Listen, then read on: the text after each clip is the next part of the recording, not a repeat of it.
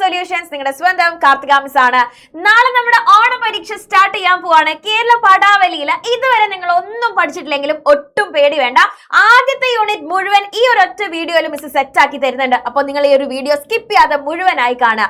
ആദ്യത്തെ യൂണിറ്റിന്റെ പേര് ഭാഷ പൂത്തും സംസ്കാരം തളിർത്തും. അതിൽ 3 പാഠഭാഗങ്ങളാണ് നമുക്ക് പഠിക്കാനുള്ളത്. ആദ്യത്തെ പാഠഭാഗം കഥകൾ അതിമോഹനം.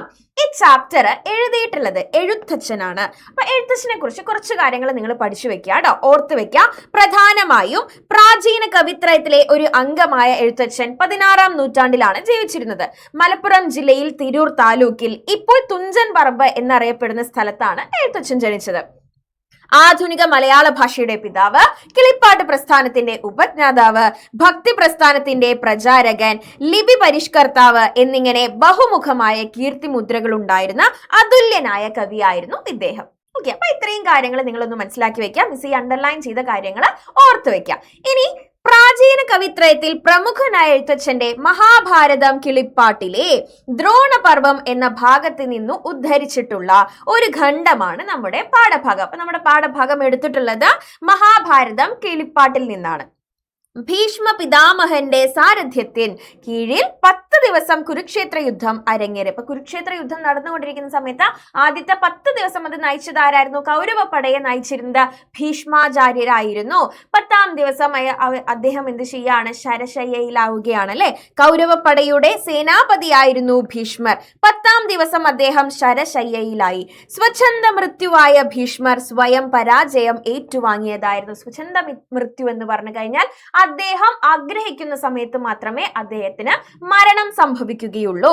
അടുത്ത കൗരവ സേനാപതിയായി ആരെയാണ് നിയമിക്കേണ്ടതെന്ന് ആലോചനയിൽ ദുര്യോധന മഹാരാജാവ് മുഴുകി അല്ലേ. അപ്പൊ ഭീഷ്മര് വീണതിന് ശേഷം ഇനി അടുത്തത് കൗരവ പടയെ ആരെ നയിക്കുമെന്ന് ദുര്യോധന മഹാരാജാവ് ചിന്തിക്കാൻ തുടങ്ങി. ആദ്യം തന്നെ അദ്ദേഹത്തിന്റെ മനസ്സിൽ വന്നത് അദ്ദേഹത്തിന്റെ ഉറ്റ സുഹൃത്തും വില്ലാളി വീരനുമായിട്ടുള്ള കർണനെയായിരുന്നു. തന്റെ അംഗരാജ്യത്തിന്റെ അധിപനും വിശ്വസ്തനും വില്ലാളി വീരനുമായ കർണനെ സേനാപതിയായി നിയോഗിക്കാമെന്ന് തീരുമാനിച്ച കർണനോട് ഇക്കാര്യം അറിയിക്കാൻ ദുര്യോധനൻ തയ്യാറാവുന്നതും അതിന് കർണന്റെ പ്രതികരണവുമാണ് പാഠഭാഗം. അപ്പോൾ ഇതാണ് നമ്മുടെ സന്ദർഭം, പാഠത്തിന്റെ സന്ദർഭം എന്ന് പറയുന്നത്. ഭീഷ്മർ ശരശയ്യയിലായതിനു ശേഷം കൗരവപ്പടയെ ഇനി നയിക്കാനായിട്ട് ആരെയാണ് നിയമിക്കുക എന്ന് ആലോചിച്ചിരിക്കുന്ന സമയത്ത് ദുര്യോധന മഹാരാജാവിന്റെ മനസ്സിൽ ആദ്യം തെളിഞ്ഞത് അദ്ദേഹത്തിന്റെ ഉറ്റ സുഹൃത്തും അംഗരാജാവും വില്ലാളി വീരനുമായിട്ടുള്ള കർണനെയാണ്. അപ്പൊ കർണനെ അടുത്ത സേനാപതിയാക്കാം എന്ന് വിചാരിച്ചുകൊണ്ട് ഈ വിവരം അദ്ദേഹത്തോട് പറയാൻ ചെല്ലുന്നതും അതിന് അദ്ദേഹം മറുപടി നൽകുന്നതുമാണ് നമ്മുടെ ഈ ഒരു പാഠഭാഗം. വളരെ സമർത്ഥരും ശക്തരുമായ ശത്രു സമൂഹത്തോട് ഏറ്റുമുട്ടി ഭീഷ്മർ ശരശയ്യയിൽ വീണപ്പോൾ യുദ്ധത്തിൽ പരാജയം ഏറ്റുവാങ്ങിയ ദുര്യോധനാദികൾ പിന്നെ എന്താണ് ചെയ്തതെന്ന് അല്ലയോ കിളിമകളെ നീ എന്നോട് പറഞ്ഞാലും അക്കാര്യം ഞാൻ കഴിയുന്നതും സംഗ്രഹിച്ച് പറയാം എന്നാണ് പറയുന്നത്.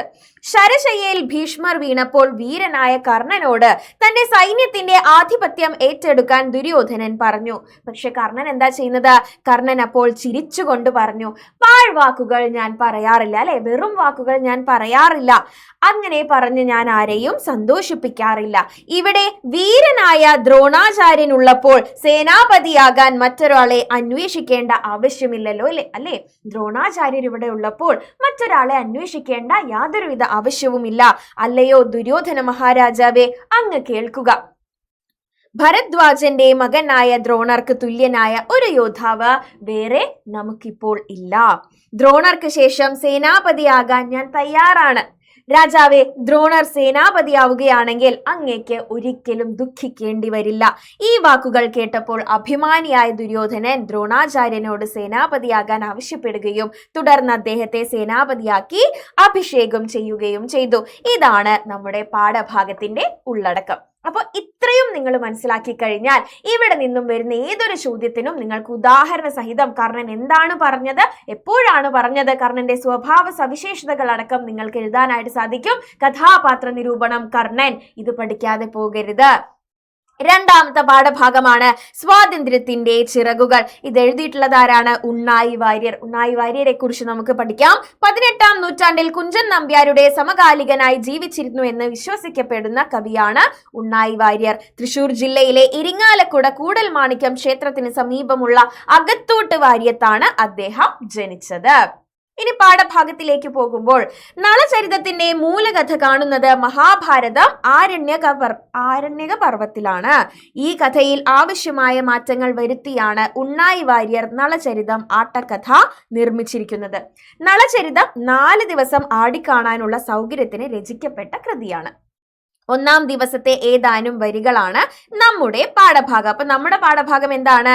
നളചരിതം ആട്ടക്കഥയിലെ 1-ാം ദിവസത്തെ ഏതാനും വരികളാണ്.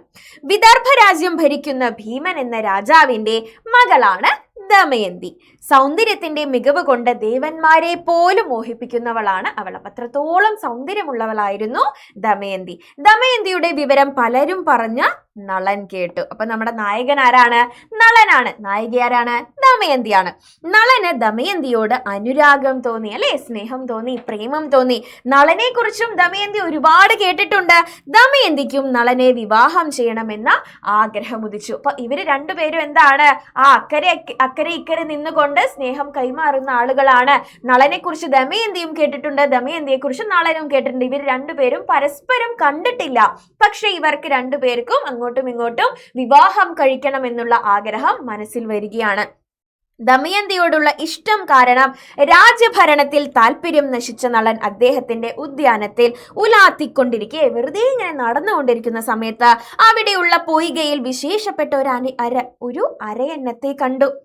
അപ്പോ ദമയന്തിയെ കുറിച്ചുള്ള ചിന്തയിൽ മുഴുകിയിട്ട് പിന്നെ രാജ്യഭരണത്തിലൊന്നും നളന് തീരെ ശ്രദ്ധ കിട്ടുന്നില്ല. ഒന്നിനും ശ്രദ്ധ കിട്ടാതെയായി ഉദ്യാനത്തിലൂടെ വെറുതെ ഇങ്ങനെ നടന്നുകൊണ്ടിരിക്കുന്ന സമയത്ത് അവിടെ എന്ത് കണ്ടു?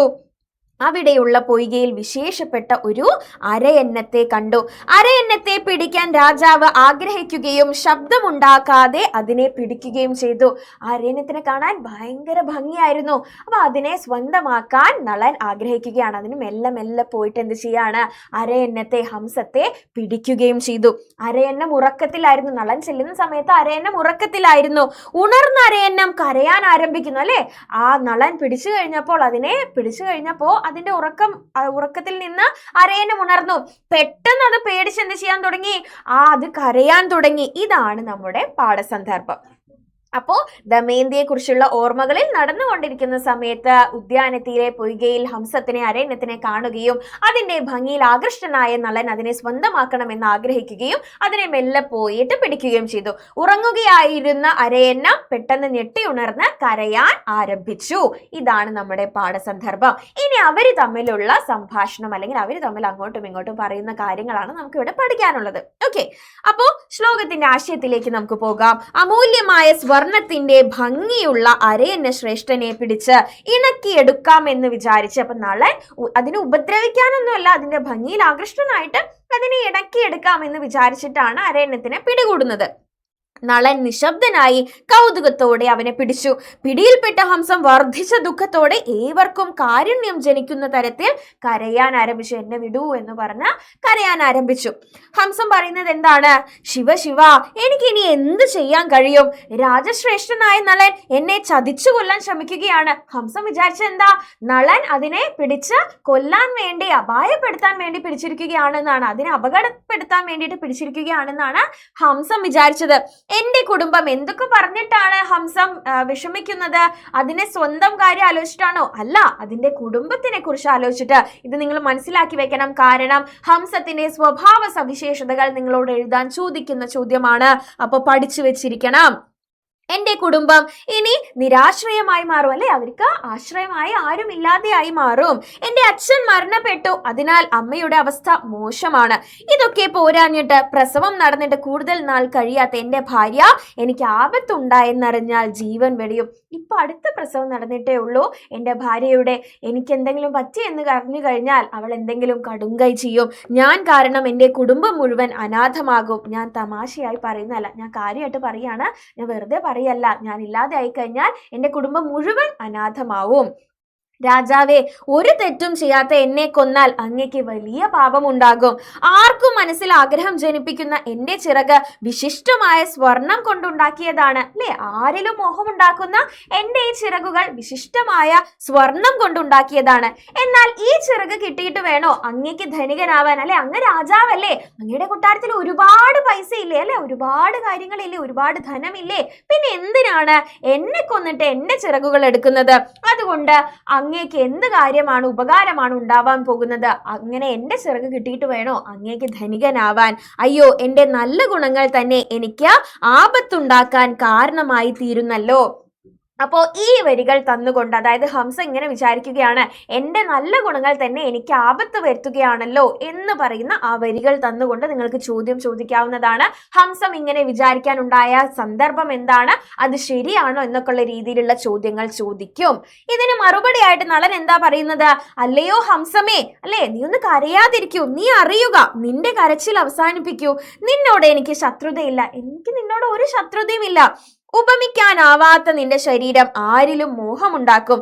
എനിക്ക് നിന്നോട് സ്നേഹം മാത്രമേ ഉള്ളൂ. നളൻ എന്താണ്, വളരെ നല്ല രീതിയിൽ അതിന് അപായപ്പെടുത്താനോ അപകടപ്പെടുത്താനോ ഒന്നുമല്ല, നിന്നോട് എനിക്ക് സ്നേഹം മാത്രമേ ഉള്ളൂ. ഞാൻ നിനക്ക് ദ്രോഹം ഒന്നും ചെയ്യുകയില്ല. അതിനാൽ ഇപ്പോൾ അല്ലയോ പക്ഷിശ്രേഷ്ഠ, ഗുണങ്ങളുടെ ഇരിപ്പിടമായിട്ടുള്ളവനെ, നീ ഒട്ടും ദുഃഖിക്കരുത്. നീ ആഗ്രഹിക്കുന്ന രീതിയിൽ ഇഷ്ടമുള്ള വഴിയിലൂടെ പറന്നു പോയിക്കൊള്ളുക. അല്ലെ, അതിനെ പറത്തുവിടാൻ ഒരുങ്ങുകയാണ്. അപ്പൊ അത്ര മാത്രമേ ഉള്ളൂ നമ്മുടെ ഈ ഒരു പാഠഭാഗം. അപ്പൊ ഹംസത്തിനെ പിടിക്കാൻ ചെല്ലുന്നതും അത് കണ്ടിട്ട് ഹംസം പേടിക്കുന്നതും അതിന്റെ കരച്ചിലും, അത് കരയുന്ന സമയത്ത് എന്തൊക്കെ കാര്യങ്ങൾ പറഞ്ഞുകൊണ്ടാണ് ആ ഒരു ഹംസം കരയുന്നതെന്നും നളൻ അതിനോട് പ്രതികരിക്കുന്നത് എങ്ങനെയെന്നും ആ പ്രതികരിക്കുന്ന രീതിയിൽ നിന്ന് തന്നെ നമുക്ക് നളന്റെ സ്വഭാവ സവിശേഷതകൾ മനസ്സിലാക്കാനായിട്ട് സാധിക്കും. ആരെയും ഉപദ്രവിക്കാനോ ആരുടെയും സ്വാതന്ത്ര്യം നഷ്ടപ്പെടുത്താനോ ഒന്നും ആഗ്രഹിക്കാത്ത ആളാണ് നളൻ. അപ്പൊ നളന്റെ സ്വഭാവ സവിശേഷതയും ഹംസത്തിന്റെ സ്വഭാവ സവിശേഷതയും നമുക്ക് ഈ ഒരു പാഠഭാഗത്തിൽ നിന്ന് ചോദിക്കാവുന്നതാണ്. ഇനി നമ്മുടെ അടുത്ത പാഠഭാഗമാണ് മാതൃഭാഷ നമ്മുടെ ഉള്ളിൽ ഒഴുകുന്ന ജീവനദി. മാതൃഭാഷയുടെ പ്രാധാന്യം വ്യക്തമാക്കുന്ന പ്രകാശ് രാജിന്റെ ഒരു പാഠഭാഗമാണ് നമുക്കിവിടെ പഠിക്കാനുള്ളത്. പ്രകാശ് രാജിനെ എല്ലാവർക്കും അറിയുന്നുണ്ടായിരിക്കും. എഴുത്തുകാരനായിട്ടല്ലെങ്കിലും സിനിമാക്കാരനായി, സിനിമാ നടനായിട്ട് എല്ലാവർക്കും പരിചിതമായിട്ടുള്ള ഒരാളാണ് പ്രകാശ് രാജ്. തമിഴ് സിനിമയിലെ അതുല്യനായ നടനും നിർമ്മാതാവുമായ പ്രകാശ് റായ് എന്ന പ്രകാശ് രാജ് 1965 മാർച്ച് 26 ബംഗളൂരിൽ ജനിച്ചു. അദ്ദേഹം എഴുതിയിട്ടുള്ള പുസ്തകങ്ങളാണ് സൂത്രധാരനാര്, വേഷക്കാരനാര് എന്ന പേരിൽ മറ്റൊരു കൃതി പ്രകാശ് രാജ് രചിച്ചിട്ടുണ്ട്. നമ്മൾ ജീവിക്കുന്ന സമൂഹത്തിന്റെ ഗതി വിഗതികളെ കുറിച്ചുള്ള ആശങ്കകളും പ്രതീക്ഷകളും വായനക്കാരുമായി പങ്കുവെക്കുന്ന കൃതിയാണ് ഇത്. കുറച്ച് കാര്യങ്ങൾ അദ്ദേഹത്തെ കുറിച്ച് മനസ്സിലാക്കി വെക്കാം. ഇനി നമുക്ക് പാഠഭാഗത്തിലേക്ക് പോകാം. അദ്ദേഹത്തിന്റെ സ്വന്തം അനുഭവത്തിൽ നിന്നും എഴുതിയിട്ടുള്ളതാണ് ഈ ഒരു പാഠഭാഗം കേട്ടോ. നമ്മെ വിഴുങ്ങുന്ന മൗനം എന്ന ലേഖന സമാഹാരത്തിൽ നിന്നും എടുത്തിട്ടുള്ള ലേഖനമാണ് പാഠഭാഗം. മാതൃഭാഷയുടെ പ്രാധാന്യവും പ്രസക്തിയും വ്യക്തമാക്കുന്ന വിജ്ഞാനപ്രദവും രസകരവുമായ രചനയാണ് ഇത്. ഗ്രന്ഥകാരന്റെ സ്വകാര്യ അനുഭവങ്ങളുടെ പശ്ചാത്തലത്തിൽ നിന്നുകൊണ്ടാണ് പ്രകാശ് രാജ് സംസാരിക്കുന്നത്. കുറേ വർഷങ്ങൾക്ക് മുമ്പ് അദ്ദേഹം തന്റെ 5 വയസ്സായ മകളെയും കൊണ്ട് പച്ചക്കറി വാങ്ങാൻ പോയ ഒരു സംഭവമാണ് അദ്ദേഹം ആദ്യം വിവരിക്കുന്നത്. പച്ചക്കറി തിരഞ്ഞെടുക്കാൻ മകളെ ചുമതലപ്പെടുത്തി.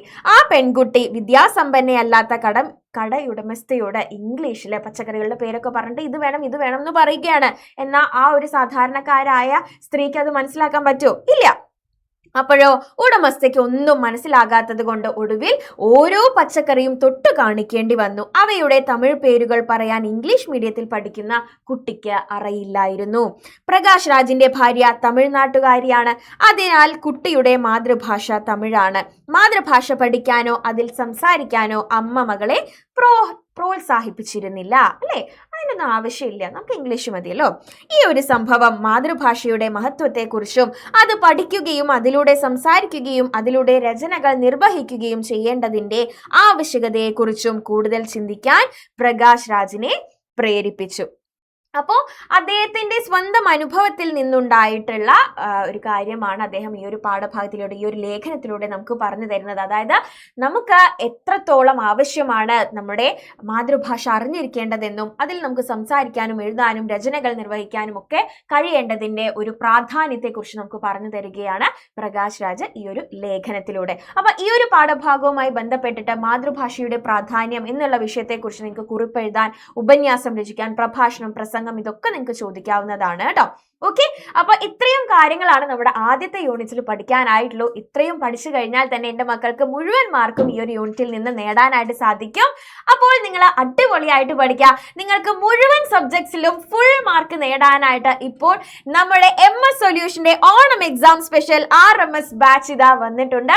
വെറും 999 ബാച്ചിൽ നിങ്ങൾ ജോയിൻ ചെയ്ത് കഴിഞ്ഞാൽ നമ്മുടെ ഓണം എക്സാം സ്പെഷ്യൽ മോഡ്യൂൾ നിങ്ങൾക്ക് ഫ്രീ ആയിട്ട് ലഭിക്കുന്നതായിരിക്കും കേട്ടോ. അപ്പോൾ വളരെ കുറച്ച് സമയത്തേക്ക് മാത്രമായിരിക്കും ഈ ഒരു ഓഫർ ഉണ്ടാവുക. അപ്പൊ ആരും ഇത് മിസ്സാക്കരുത്. നമ്മുടെ prediction PDF, prediction video, 3 set question paper, model question paper, അത് മാത്രമല്ല നമ്മുടെ മെറ്റീരിയൽ കൂടെ ഈ ഒരു ബാച്ചിൽ ജോയിൻ ചെയ്ത് കഴിഞ്ഞാൽ നിങ്ങൾക്ക് ലഭിക്കും. അപ്പൊ ഈ ചാൻസ് ആരും മിസ്സാക്കരുത്. വേഗം തന്നെ ജോയിൻ ചെയ്യുക. ജോയിൻ ചെയ്യാനായിട്ട് ഈ ഒരു നമ്പറിലേക്ക് കോൺടാക്ട് ചെയ്യാം. അതല്ലെങ്കിൽ താഴെ കൊടുത്തിരിക്കുന്ന ഗൂഗിൾ ഫോം നമ്മുടെ ലിങ്കിൽ കയറിയിട്ട് നിങ്ങൾ രജിസ്റ്റർ ചെയ്യുക. റെഡി അല്ലേ? അപ്പോൾ മാക്സിമം ഫ്രണ്ട്സിലേക്ക് ഷെയർ ചെയ്യുക. ഇന്ന് രാത്രി നമ്മുടെ പ്രഡിക്ഷൻ ലൈവ് ഉണ്ട്, ആരും മിസ്സാക്കരുത്.